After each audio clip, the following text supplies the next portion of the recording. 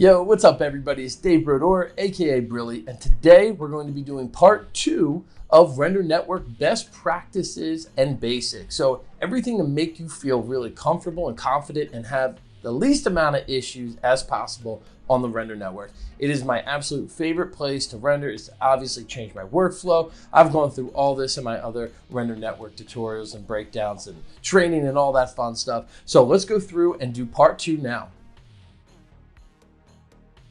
Make sure you don't have any overlapping geometry or overlapping lights in any of your scenes before you submit to the Render Network. This might flicker when sending the file to the render on the network of nodes. If there is no other way though, what you can do is in the submission process, go to the RTX option, toggle that down, and turn and disable the RTX. And you should be good to go. Sometimes it's unavoidable to have overlapping geometry and lights, and this is a way to go around it. Splitting long animations into multiple orbits is definitely necessary if your orbit gets too big. So if it's over 50 gigabytes and up, you'll want to split this into multiple orbits. So the smaller the orbits, the more nodes you will get rendering your job in parallel. So definitely an important thing.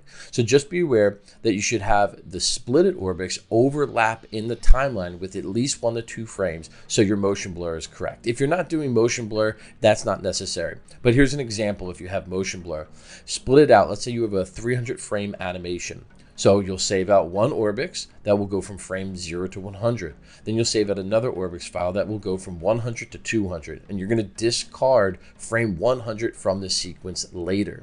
And then you'll save out another orbix that goes from 200 to 300, and you'll discard frame 200 later as well. And that'll make sure that your motion blur and everything is correct. The render team has noted that sometimes mixed materials have issues and they've seen problems arise with it.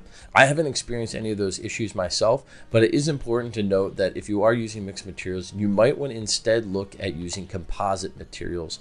So if you're trying to troubleshoot maybe why your render's not coming out how you imagined or how it looks locally, try just switching from mixed materials to composite materials.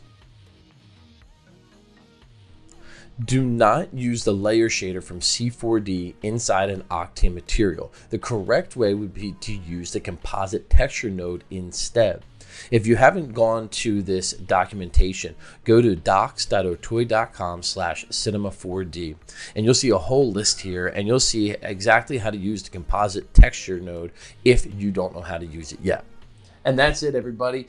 Thank you for watching. That was part 2. Make sure to check part 1 out if you haven't seen it yet. I hope to keep doing these. I want to remove as many roadblocks and let you kind of just jump into the Render Network without having to think too much, without having as many technical difficulties. And these basics will really help you do that. So until next time, peace.